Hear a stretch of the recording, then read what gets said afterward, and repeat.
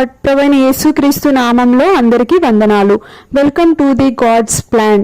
Billy Graham గారి జీవిత చరిత్రలో నుండి 12వ భాగము, భూ దిగంతముల వరకు. 1958 ప్రారంభంలో ఒక కళాశాలను ప్రారంభించాలన్న తలంపు బిల్లీ మదిలో కదలాడసాగింది. సువార్త ప్రకటించే దృక్పథంతో ఒక కళాశాల కూడా లేదని బిల్లీ అభిప్రాయపడ్డాడు. తన అభిప్రాయానికి ఆసక్తి కూడా జోడైంది. న్యూయార్క్లో ఒక కళాశాలను ప్రారంభించాలని బిల్లీ తెలపడంతోనే అతనికి సహాయం చేసేందుకు జనులు గుంపులుగా ముందుకు వచ్చారు. అమెరికా ఉపాధ్యక్షుడు నిక్సన్, న్యూయార్క్ మాజీ గవర్నర్ థామస్ డేవీ, రేడియో వ్యాఖ్యాత పాల్ హార్వే అలా ముందుకు వచ్చిన వారిలో ప్రముఖులు. స్థాపించబడే కళాశాలకు బిల్లీ తలరాయిగా ఉండాలని చాలా మంది అభిప్రాయపడ్డారు. నార్త్ వెస్టర్న్ బైబిల్ స్కూల్లోని తన అనుభవం తను కళాశాల నిర్వహణాధికారిగా పనికిరానని రుజువు చేసింది. తన మనసు కూడా తానొక్క కళాశాల నిర్వహణాధికారిగా ఉండేందుకు సమ్మతించడం లేదు. ఇప్పుడు జాతి వివక్షకు సంబంధించిన సమస్యను పరిష్కరించేందుకు ప్రాధాన్యతనివ్వడం అత్యవసరం, రూత్తో బిల్లీ అన్నాడు. ఈ సమస్య పరిష్కారానికి తాను చేయగలిగిన దానికన్నా ఎక్కువే చేస్తున్నాడు. కుక్లక్స్ క్లాన్ మరియు వైట్ సిటిజన్స్ కౌన్సిల్ ఉత్తరాల ద్వారాను మాటల ద్వారాను తనపై చేసే నిరంతర దాడిని బట్టి వారిని తాను గాయపరుస్తున్నాడని అర్థమవుతుంది. తోటి మానవుల పట్ల సానుభూతి సహనం లేకపోవడం పాపమని ఎప్పుడూ తాను నొక్కి వక్కానించి చెప్పగలడు. వారు తమ ఆవేశాలను అణుచుకొని శాంత స్వభావం కలిగి ఉన్నంత వరకు మార్టిన్ లూథర్ కింగ్ లాంటి నల్లజాతి నాయకులను తాను బలపరుస్తూ వారికి తన సహాయ సహకారాలను అందించగలడు. నల్లజాతి నాయకులు ఈ విషయంలో తమ వంతు కృషి చేస్తున్నట్లుగా బిల్లీకి తెలుసు. ఈ విషయంలో త్వరపడి పరుకెత్తడం వల్ల అమెరికా దక్షిణ ప్రాంతంలో మంటలు చెలరేగుతాయని బిల్లీ భయపడ్డాడు. అతని గిన్నె నిండినట్టుంది. జనవరి 12వ తేదీన అతనికి 2వ కుమారుడు జన్మించి నెల్సన్ ఎడ్మన్ అని నామకరణం చేయబడిన వెంటనే నెడ్ అని ముద్దుగా పిలువబడ్డాడు. బహిరంగ సభలతో కూడా బిల్లీ రేడియో కార్యక్రమాలను, టెలివిజన్ కార్యక్రమాలను, చలనచిత్రాలను, వార్తాపత్రికల ప్రచురణలను కూడా చూసుకోవాలి. క్రిస్టియానిటీ టుడే అనే పత్రికను కూడా తన సేవలో ఒక భాగంగా బిల్లీ చేర్చుకున్నాడు. బిల్లీ గ్రహాం ఇవాంజలికల్ అసోసియేషన్లో పనిచేసేందుకు క్రొత్త పనివారిని బిల్లీ ఎల్లప్పుడూ చేర్చుకుంటూనే ఉన్నాడు. గ్రేడీ సహోదరుడైన టి.డబ్ల్యూ. విల్సన్ తన సంస్థలో చేరే విషయం ఈ మధ్యనే బిల్లీ అతనితో మాట్లాడాడు. నార్త్ వెస్టర్న్ బైబిల్ స్కూలులో బిల్లీ వద్ద పనిచేసిన తర్వాత గ్రేడీ కొంతకాలం తన సొంత సువార్త సేవలో కొనసాగుతున్నాడు. తన సువార్త సేవ పరిచర్యలో కేంద్ర బిందువు అయిన బహిరంగ కూడికల్ని శక్తివంతంగా తయారు చేయడానికి బిల్లీ కృషి చేసేవాడు. అతడు బహిరంగ సభల కోసం వెచ్చించే సమయం పట్ల ప్రజలతని అభినందించేవారు. ప్రార్థించడం, పనివారిని ఏర్పాటు చేసుకోవడం, సలహాదారులకు శిక్షణనివ్వడం కూడికల సమయానికి కొన్ని నెలల ముందే ప్రారంభమవుతుంది. బహిరంగ సభలలో ఆ మొదటి భాగం విషయమే బిల్లీ ఎప్పుడూ సంతృప్తి పడేవాడు. కూడికల తర్వాత డాసన్ ట్రాట్మన్ ఆధ్వర్యంలో సలహాలిచ్చే కార్యక్రమం తలంపులో బాగుండేది కానీ కార్యాచరణలో సమర్థవంతంగా ఉండేది కాదు. క్రీస్తు నుండి తిరిగి జన్మించిన ఆత్మీయ పసిపిల్లలను ఆయా సంఘాలకు మళ్లించడం సువార్త పరిచర్యలోని అత్యంత కీలకమైన అంశం. ఈ అంశంలో కనబరచబడే అసమర్థత చాలా విచారకంగా ఉంటుంది. సంఘాలు ఈ ఆత్మీయ శిశువులను ఎలా పెంచుతాయో బిల్లీకి తెలుసు. మార్పులు లోతు లేనివిగాను బలహీనమైనవిగాను ఉన్నాయి.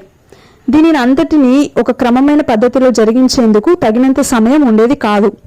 క్రీస్తునందు శిశువులైన వారిని ఎక్కువ శ్రద్ధాసక్తులతోనూ ప్రేమతోనూ పోషించేందుకు సంఘాలను ప్రోత్సాహపరిచి ప్రేరేపించాలి, బిల్లీ అన్నాడు. బిల్లీ బృందం మధ్య అమెరికాలో 3 వారాలు, శాన్ ఫ్రాన్సిస్కోలో 7 వారాలు, సాక్రమెంటోలో 1 వారం, చార్లెటీలో చాలా వారాలు కూడికలు జరిపింది. ఈ సువార్త కూడికలు అనేక అవకాశాలని అంకురింపజేశాయి. శాన్ ఫ్రాన్సిస్కోలో షేర్వుడ్ విట్ అనే చర్చి పాస్టర్ మార్చబడ్డాడు. స్వేచ్ఛామత తత్వవాది అయిన అతడు సువార్తవాది అయ్యాడు. అతనికి చాలా రంగాలలో ప్రావీణ్యత ఉంది. ఎడిన్బరో విశ్వవిద్యాలయంలో డాక్టరేట్ పొందిన ఆయన ఒక వార్తాపత్రికకు ఎడిటర్గా పనిచేశాడు. బిల్లీ ప్రోత్సాహంతో అతడు క్రిస్టియానిటీ టుడే పత్రిక కోసం శాన్ ఫ్రాన్సిస్కో కూడికలను గూర్చి ఒక వ్యాసం రాసి ఆ తర్వాత అతడు ఆ కూడికలపై ఒక పుస్తకాన్ని వ్రాస్తున్నాడు. బిల్లీ మనసు ఉల్లాసంతో నిండింది. బిల్లీ గ్రహాం ఇవాంజలికల్ అసోసియేషన్ అధికారిక వాణిగా పనిచేసే ఒక చిన్న పత్రికను ప్రారంభించాలని నేను ఆశిస్తున్నాను. దీనికి షేర్వుడ్ చాలా సమర్థుడు అని బిల్లీ అన్నాడు. ఆ సంవత్సరాంతంలో జాత్యహంకారులు టెన్నెసీ క్లింటన్లోని ఒక ఉన్నత పాఠశాల భవనాన్ని బాంబులతో పేల్చారు. ఆ పాఠశాలలో ఇప్పుడిప్పుడే నల్లజాతి వారికి ప్రవేశాలు ఇస్తున్నారు. ఇలాంటి దౌర్జన్యకరమైన హింసాకాండను ప్రతి క్రైస్తవుడు ఖండించాలి, బిల్లీ అన్నాడు. డిసెంబర్ మాసంలో క్రొత్త పాఠశాల భవనానికి నిధులను సేకరించడం కొరకు క్లింటన్ అను పట్టణంలో 5,000 మంది హాజరైన ఒక సమావేశంలో ఆయన ఉపన్యసించాడు. క్షమాపణ, సమాధానకరమైన మనస్సులు, ప్రేమతో నిండిన హృదయాలు అన్న సూక్తులు వారికి ఆ సమయంలో ఆయన వినిపించాడు. 1959 జనవరిలో ఒకరోజు బిల్లీ గోల్ఫ్ ఆడుతున్న సమయంలో క్లబ్ అధికారి బంతిని పదే పదే వదిలేస్తూ వచ్చాడు. మైదానంలో ఎత్తుపల్లాలు ఎక్కువగా ఉన్నాయి, అతడు గ్రేడీతో అన్నాడు. గ్రేడీ కోడి అరిచినట్టుగా నవ్వాడు. ప్రవ్వా, దయ చూపించు, ఇదొక క్రొత్త కారణం మిత్రమా. ఉన్నట్టుండి బిల్లీ ఎడమ కంటిలో తీవ్రమైన నొప్పి ప్రారంభమైంది. క్రొత్త కూడికల కోసం సిద్ధపాట్లు ముమ్మరంగా జరుగుతున్నాయి. ఆస్ట్రేలియాకు, న్యూజిలాండ్కు వెళ్లడానికి బిల్లీ బృందం సిద్ధంగా ఉంది. విశ్రాంతి తీసుకోమని బిల్లీకి డాక్టర్లు సలహానిచ్చారు. అతని ఆస్ట్రేలియా కూడికలు వెనుకకు జరపబడ్డాయి. రూత్తోనూ గ్రేడీ దంపతులతోనూ బిల్లీ హవాయి దీవుల్లో విశ్రాంతి తీసుకోసాగాడు. అయితే అతడక్కడ సోమరిగా ఉండలేదు. వీటన్ కళాశాల నుండి రేమండ్ ఎడ్మండ్ అతని వద్దకు వచ్చాడు. బిల్లీతో సహా అక్కడున్న వారంతా ఆ సమయంలో ఆయన వద్ద బైబిల్ పాఠాలని అభ్యసించసాగారు. నా ఆత్మీయ దీపాన్ని మరెక్కువ కాంతివంతంగా వెలిగించడానికి ఇది దేవుడు చేసిన ఏర్పాటు, బిల్లీ అన్నాడు. బహుశా ఆస్ట్రేలియాను నేను తక్కువ అంచనా వేశానేమో. అతడు హవాయి దీవుల్లో ఉన్న దినాల్లో దేవుని వాక్యాన్ని ఎక్కువ చదవడంలోనూ ధ్యానించడంలోనూ గడిపేవాడు. అతడు ప్రతిరోజు 5 కీర్తనలను, చాలా సామెతలను, వేరే గ్రంథాలను అధ్యయనం చేయసాగాడు. తోటి మనుషులతో ఎలా మెలగాలో సామెతలు అతనికి సూచనలిచ్చాయి. దేవునితో ఎలా మాట్లాడాలో కీర్తనలు అతనికి ఉపదేశించాయి. 1959లో అతడు తన కూడికలను ప్రారంభించినప్పుడు పెద్ద సంఖ్యలో జనం కూడడానికి ఆస్ట్రేలియాలో పెద్ద జనాభా లేదని నిరాశావాదులు అన్నారు. కానీ జనాన్ని ఆకర్షించేందుకు బిల్లీ బృందం ఎంతగా పాటుపడిందో, స్థానిక సంఘాలు ఎంత ఆసక్తికరంగా కృషి చేశాయో నిరాశావాదులకు తెలియదు.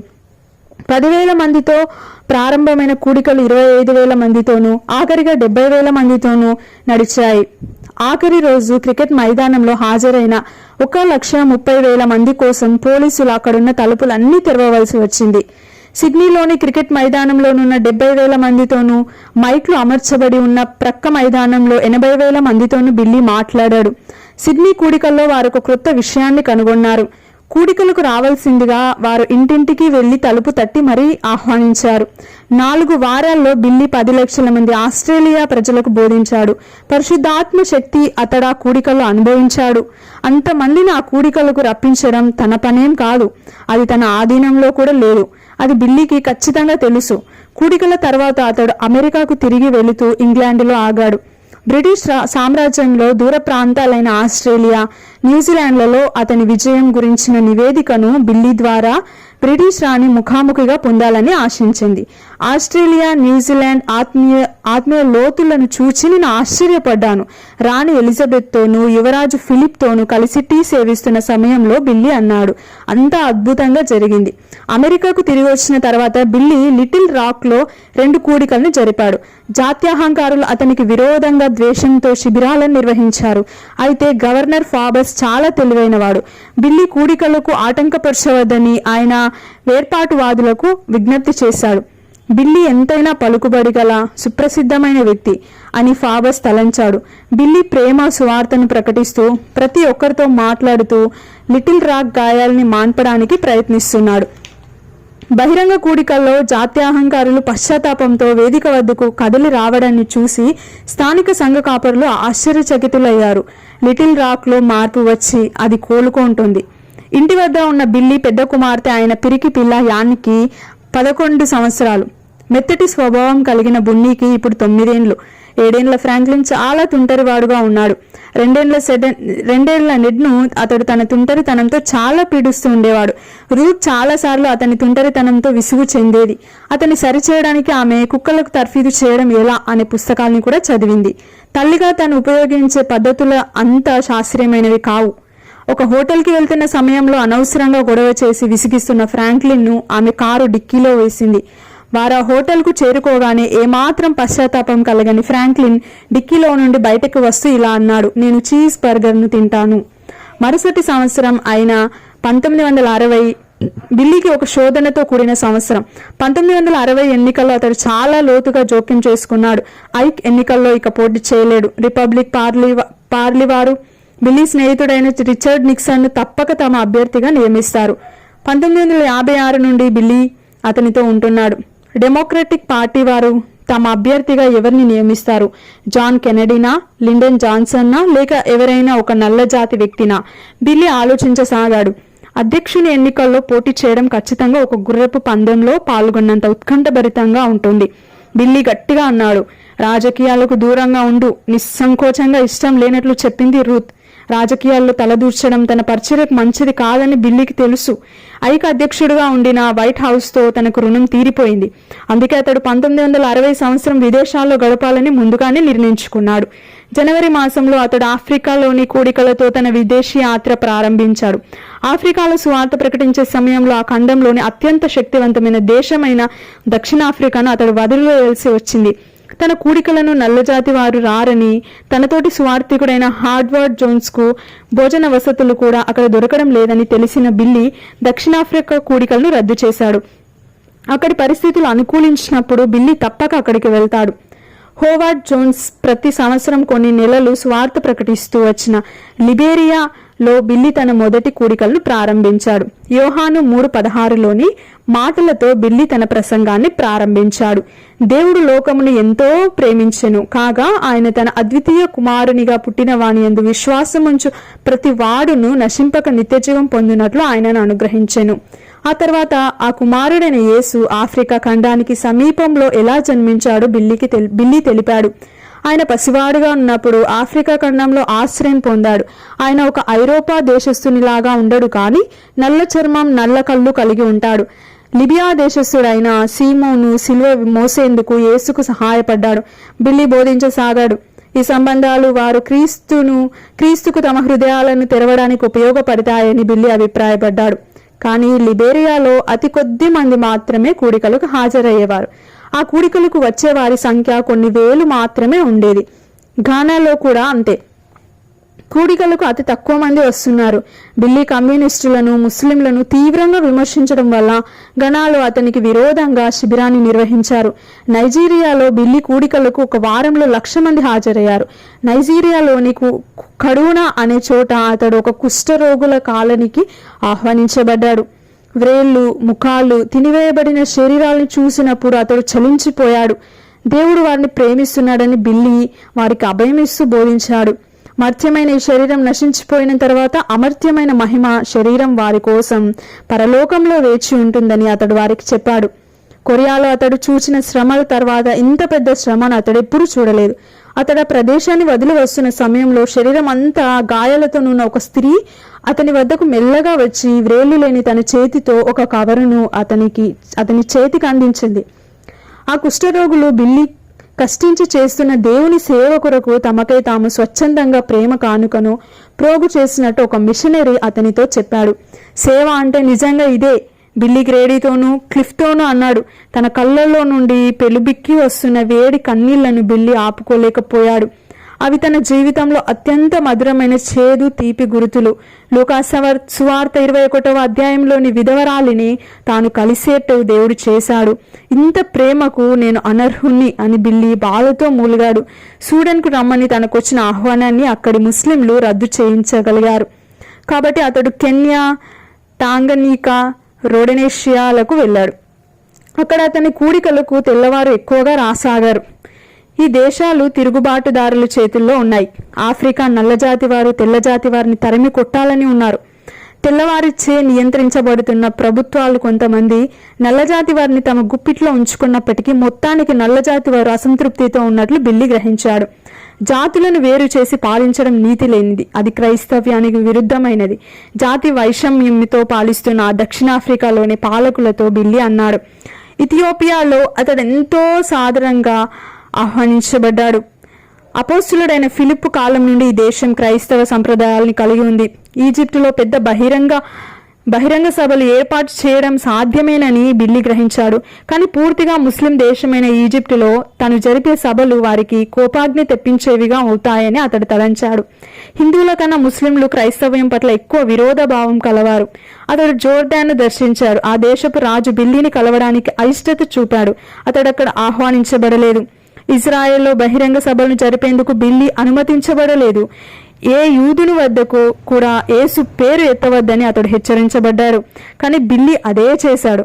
ఇజ్రాయెల్ రాజకీయవేత్తలైన అబ్బా ఎబాన్, గోల్డా మీర్లకు తాను ఇజ్రాయెల్ ప్రజల నిజమైన స్నేహితుడనని ఒప్పించగలిగాడు. అతనికి ఓపిక ఎక్కువ. పత్రికా విలేకరుల వద్ద గాని తన వ్యక్తిగత ఉత్తరాలలో గాని అతడు ఆఫ్రికాను విమర్శించేవాడు కాడు. గత బహిరంగ సువార్త కూడికల తర్వాత అతని బృందం ఎంతో కష్టపడి సంపాదించిన మంచి పేరు కొంతమంది వ్యాఖ్యల వల్లను విమర్శల వల్లను తుడిచిపెట్టుకుపోయింది. అది ఇండియాలో జరిగింది. తాను రూత్కు వ్రాసిన ఉత్తరాల్ని ఉదహరించమని ఒక విలేకరికి బిల్లీ చెప్పాడు. అతని కొన్ని తీర్పులు భారతీయుల్ని కోపాద్రేకుల్ని చేశాయి. తన ప్రయాణ విశేషాల్ని అధ్యక్షుడు ఐక్, ఉపాధ్యక్షుడు నిక్సన్ కు, ప్రభుత్వ కార్యదర్శికి బిల్లీ తెలిపాడు. ఆఫ్రికాలో నల్లజాతి వారి అణచివేత వారిని కమ్యూనిజం వైపు మళ్లిస్తుందేమోనని నేను భయపడుతున్నాను అని బిల్లీ వారితో అన్నాడు. అమెరికాకు తిరిగి వచ్చిన తర్వాత నిక్సన్ ను బహిరంగంగా బలపరచాలన్న శోధనకు బిల్లీ గురయ్యాడు. ఎన్నికల్లో నిక్సన్ గెలిచే అవకాశాలు రోజురోజుకి సన్నగిల్లుతున్నాయి. జాన్ కెనడీ గెలిచే అవకాశాలు మెరుగ్గా కనిపిస్తున్నాయి. నిక్సన్ గురించిన ఐక్ అభిప్రాయాలు బిల్లీకి ఆశ్చర్యాన్ని కలిగిస్తున్నాయి. నిక్సన్ లో తాను చూడని అంశాలను ఐక్ ఏం చూస్తున్నాడు? నిక్సన్ పెద్ద అందగాడేం కాదు గాని అతని ఉద్దేశాలు చాలా ఉన్నతమైనవి. కెనడీ స్త్రీలోలుడు. అతడు తన సొంత ఇంటిని అగౌరవపరిచాడు. బిల్లీకి తెలిసినంత వరకు అమెరికాకు ఇలాంటి అధ్యక్షుడు ఇంతకు మునుపెన్నడూ లేడు. బిల్లీ కొన్ని బహిరంగ వ్యాఖ్యల్ని చేయకుండా ఉండలేకపోయాడు. ప్రయోగాలు చేయడానికి ఇది సమయం కాదనుకుంటాను అతను అన్నాడు. ఆఖరిగా జూన్లో పత్రికా విలేకరుల ముందుకు రావడం ద్వారా నిక్సన్ కు బిల్లీ బహిరంగంగా తన మద్దతును తెలపాలనుకున్నాడు. రాజకీయాలకు దూరంగా ఉండు బిల్లీకి నిక్సన్ సలహా ఇచ్చాడు. రాబోయే పరిమాణాల్ని నిక్సన్ ఊహించినట్టున్నాడు. క్యాథలిక్కుల ఓట్ల కోసం ఒక క్యాథలిక్ నాయకులను ఆశ్రయించు, ప్రొటెస్టెంట్ల ఓట్ల కోసం ఒక ప్రొటెస్టెంట్ నాయకులను ఆశ్రయించు నిక్సన్ కు బిల్లీ సలహా ఇచ్చాడు. కానీ కెనడీ 90% క్యాథలిక్కులకు ఈ పార్టీకే తన వైపు మళ్లించుకున్నాడు. వాల్టర్ జడ్ అనే వ్యక్తి సహాయం తీసుకోమని నిక్సన్ కు బిల్లీ సలహా ఇచ్చాడు. నిక్సన్ నేను చెప్పినట్లు చేస్తాడని నేను ఎట్లా అనుకుంటున్నాను? బిల్లీ తనలో తాను అనుకున్నాడు. రాజకీయాలకు దూరంగా ఉండమని కెనడీ చాలా మంది ముఖ్యులైన సంఘ కాపర్లను అభ్యర్థించాడు. గ్రేడీ విల్సన్ ఆ అభ్యర్థనను గూర్చి ఒక రేడియో కార్యక్రమంలో దుమారం లేపాడు. కెనడీ అలాంటి అభ్యర్థనలేవీ చేయలేదని అతని కార్యదర్శి వెంటనే వివరణ ఇచ్చాడు. రాజకీయాలు చాలా అసహ్యకరమైనవి బిల్లీ కొనిగాడు. వీటికి దూరంగా ఉండడం మంచిది. తన బృందం వాషింగ్టన్లో ఒక వారం కూడికలను నిర్వహించబోతున్నందుకు బిల్లీ సంతోషపడ్డాడు. దాని తర్వాత అతడు బ్రెజిల్లో ఒక సమావేశానికి హాజరయ్యాడు. బిల్లీ అమెరికాకు తిరిగి వచ్చే సమయానికి ఎన్నికల కోలాహలం ముమ్మారంగా ఉంది. హెన్రీ కెబెట్ లార్డ్స్ అనే వ్యక్తితో కలిసి నిక్సన్ పోరాటంలో ఉన్నాడు. తూర్పు ప్రాంతం ఓట్ల కొరకు ఆ వ్యక్తి కెనడీతో తలపడతాడు. లిండన్ జాన్సన్ అనే వ్యక్తితో కలిసి కెనడీ పోరాటంలో ఉన్నాడు. దక్షిణ ప్రాంతపు ఓట్లను జాన్సన్ కెనడీ కోసం సంపాదించాలి. బిల్లీ బ్రెజిల్లో ఉన్నప్పటికీ అమెరికా రాజకీయాలకు దూరంగా లేడు. అతడు బ్రెజిల్ నుండి మార్టిన్ లూథర్ కింగ్తో మాట్లాడాడు. 1956లో ఐక్ 60% నల్లజాతి వారి ఓట్లను సంపాదించాడు. నల్లజాతి వారు కెనడీని చాలా ఇష్టపడతారని లూథర్ ద్వారా బిల్లీ తెలుసుకున్నాడు. లూథర్ కెనడీలు కలుసుకొని చర్చించినట్టుగా కూడా బిల్లీ తెలుసుకున్నాడు. లూథర్ను కలిసి మాట్లాడమని నిక్సన్ను బిల్లీ అర్థించాడు. నిక్సన్ ఆ సలహాను పాటించలేదు. ఈ ఎన్నికల ప్రచారాన్ని బిల్లీ వెనుక ఉండి నడిపించసాగాడు. అతడు మౌనంగా ఉండలేకపోతున్నాడు. నిక్సన్ కోసం దక్షిణ ప్రాంతంలో ప్రచారం చేయమని ఐక్ను బిల్లీ అర్థించాడు. డెమోక్రటిక్ కాంగ్రెస్తో బహిరంగంగా తలపడమని ఐక్కు బిల్లీ సలహా ఇచ్చాడు. నేను ఈ ఎన్నికల నుండి దూరంగా ఉండలేకపోతున్నాను రూత్తో బిల్లీ అన్నాడు. కానీ ఈ 1960 ఎన్నికల్లో నిక్సన్ వైపు బిల్లీ ఒంటరిగా లేడు. నేషనల్ కౌన్సిల్ ఆఫ్ చర్చెస్ కు అధ్యక్షుడైన నార్మన్ విన్సెంట్ పీల్ నిక్సన్ కోసం ప్రచారం చేస్తున్నాడు. అతడు వాటికన్ నుండి క్యాథలిక్ అధ్యక్షుడు పనిచేసినంత స్వాతంత్రంగా పనిచేస్తూ నిక్సన్ను బలపరచసాగాడు. నిక్సన్కు తాను మద్దతునివ్వడం ద్వారా ఒక క్యాథలిక్ అయిన కెనడీకి విరోధంగాను సానుభూతి సహనం లేనివాడుగాను తాను పనిచేస్తున్నట్టు బిల్లీకి తెలుసు. కానీ అవేమీ ఆలోచించడం లేదు. అతనికి కావాల్సిందంతా నిక్సన్ ఎన్నికవడమే. అతడు ఇప్పుడు ఆగస్టు సెప్టెంబర్ మాసాలలో ఐరోపా ఖండంలో జరిగే సభలతో కొంతకాలం విరామం లేకుండా ఉంటాడు. అయినప్పటికీ ఈ ఎన్నికలు అతనికి చాలా ముఖ్యమైనవిగా తోచాయి. ఇతర మత నాయకులు కూడా ఈ ఎన్నికల్లో విరామం లేకుండా ఉన్నారు. మనం ఐరోపా ఖండానికి వెళ్తున్నాం, రూత్ అంది. బిల్లీ ప్రయాణం ఆమెను ఉత్సాహపరిచింది. బిల్లీ వ్రాసిన దేవునితో సమాధానం అనే పుస్తకాన్ని చదివి రక్షించబడ్డ అరా చివిజియాన్ అనే ఒక సంపన్న వ్యక్తి ఇంట్లో గ్రేహం కుటుంబం తమ స్విట్జర్లాండ్ సువార్త కూడికలు జరిగే నెల రోజులు అతిథులుగా ఉంటారు. బెర్నే బాసల్ లాసన్ నెలలో బిల్లీ ఒక రోజు కూడికల్ని నిర్వహించి బోధించాడు. ఆ తర్వాత అతడు జురిక్లో 2 రోజులు బోధించాడు. స్విట్జర్లాండ్ తర్వాత బిల్లీ జర్మనీకి వెళ్ళాడు. ఒక వారం రోజులు అక్కడ జరిగిన కూడికలలోని ఆఖరి రోజు అతడు బ్రాండెన్బర్గ్ గేట్ వద్ద ప్రసంగించాడు. అతడు అక్కడ ఒక పెద్ద గుడారం కింద 25,000 మంది జర్మనీ ప్రజలకు బోధించాడు. వీరిలో చాలా మంది తూర్పు జర్మనీ ప్రజలే. అతడు తన చేతితో బైబిల్ని పట్టుకొని అనువదించేందుకు ప్రతి వాక్యం వద్ద ఆగుతూ బోధించసాగాడు. దేవుడు తనతో మాట్లాడుతున్నప్పుడు మార్టిన్ లూథర్ ఈ పుస్తకాన్ని చదువుతూ ఉన్నాడు. అది చరిత్రనే మార్చేసింది. మీరు ఈ పుస్తకం వద్దకు తిరిగి రండి, దీన్ని చదవండి, ధ్యానించండి. దేవుడు మీతో మాట్లాడతాడు. ఒకవేళ మీ ద్వారా మరోసారి చరిత్ర మార్చబడవచ్చు. తాను కమ్యూనిజాన్ని గురించి మాట్లాడి చేరి వచ్చిన జనసమూహంలో చిచ్చు పెట్టదలుచుకోలేదు. అతడు సత్యాన్ని మాత్రమే మాట్లాడడం నేర్చుకున్నాడు. బిల్లీ కూడికలను గూర్చిన స్థానిక పత్రికలు ప్రశంసిస్తూ రాశాయి. బిల్లీ అమెరికాకు తిరిగి వెళ్లే సమయానికి కెనడీ మత సంబంధమైన వ్యతిరేకతను సమర్థవంతంగా ఎదుర్కొని దాన్ని తనకు అనుకూలంగా మలుచుకున్నాడు. హింసించబడిన ఒక హతసాక్షి అని వార్తాపత్రికలు కెనడీని ప్రశంసించడం ప్రారంభించాయి. అయితే బిల్లీ న్యూయార్క్లోని తన 3 రోజుల కూడికలలోనూ నిర్ణయం అనే తన పత్రిక విడుదల చేయడంలోనూ విరామం లేకుండా ఉన్నాడు. శాన్ ఫ్రాన్సిస్కో నుండి బిల్లీ తన సంస్థ కోసం తీసుకున్న షేర్వుడ్ విట్ ఈ నిర్ణయం పత్రికకు సంపాదకునిగా పనిచేశాడు. క్రిస్టియానిటీ టుడే పత్రిక కన్నా ఈ పత్రిక చాలా మెరుగ్గా ఉంది. అమెరికాలో అధ్యక్ష పదవికి జరుగుతున్న ఎన్నికల విషయం ఈ నిర్ణయం పత్రికలో వ్రాయబడింది. అమెరికాలో జరగబో కార్యక్రమాలకు ముఖ్యంగా సువార్త ప్రచారానికి పెను ప్రమాదం ముంచుకు రాబోతుందని ఈ పత్రిక తన పాఠకులను హెచ్చరిస్తుంది. ఆ క్రొత్త పత్రిని తన చేతిలోనికి తీసుకొని బిల్లీ అన్నాడు, ఈ మాటలు నేరుగా నీ నోట్లో నుండే వచ్చాయని ప్రతి ఒక్కరూ అర్థం చేసుకుంటారు. రూత్ పెదవి తెరచింది. కానీ నాకు చాలా బాధగా ఉంది, బిల్లీ అన్నాడు. ఎన్నికల విషయమై బిల్లీ చాలా విచారంగా ఉన్నాడు. అతడు కెనడీని తక్కువ చేసినట్లుగాక నిక్సన్ వ్యక్తిత్వాన్ని ఎత్తిపడుతూ లైఫ్ పత్రికలో ప్రచురించేందుకు ఒక వ్యాసం రాశాడు. అతడు బహిరంగంగా మాట్లాడుతున్నాడని రూత్ అభ్యంతరపడింది. బిల్లీ ఆ వ్యాసాన్ని తన పేరు మీద కాక హెన్రీ లూస్ అనే వ్యక్తి ద్వారా ప్రచురించడానికి ప్రయత్నించాడు. కెనడీ ఆ వ్యాసాన్ని గురించి ఫిర్యాదు చేశాడు. నవంబర్లో ఎన్నికలు జరిగిన రోజు రాత్రి చాలా ఉత్కంఠ భరితంగా గడిచింది. నిక్సన్కు పడమటి ప్రాంతంలోనూ మధ్య పడమటి ప్రాంతంలోనూ ఎక్కువ ఓట్లు పడ్డాయి. కెనడీకి దక్షిణ ప్రాంతపు లోపలి భాగాల్లోనూ కొన్ని మధ్య పశ్చిమ ప్రాంతాల్లోనూ ఎక్కువ ఓట్లు పడ్డాయి. అయితే కెనడీకి ఓట్లు పడ్డ మధ్య పశ్చిమ ప్రాంతాలు చాలా పెద్దవి. అవి ఇలినాయిస్, మిచిగాన్ అనే ప్రాంతాలు. తన సొంత ఉత్తర కరోలినా ప్రాంతం కెనడీకి తన ఓట్లు వేసిందని బిల్లీ తెలుసుకున్నాడు. టెక్సాస్ ప్రాంతం కూడా జాన్సన్ ద్వారా కెనడీకే ఓట్లు వేసింది. న్యూయార్క్, పెన్సిల్వేనియా అనే రాష్ట్రాలు గెలుపును నిర్ణయించేవిగా ఉన్నాయి. ఈ 2 రాష్ట్రాల్లో 87 సీట్లు ఉన్నాయి. ఈ 2 రాష్ట్రాలు మినహాయిస్తే నిక్సన్కు 219 సీట్లు, కెన్నడీకి 216 సీట్లు వచ్చాయి. గెలవడానికి 269 సీట్లు కావాలి. పూర్తి ఫలితాలు తెలియడానికి ఇంకా కొంత సమయం పడుతుంది. ఎవరు గెలుస్తారో మరుసటి ఉదయం వరకు ఎవరికీ తెలియదు.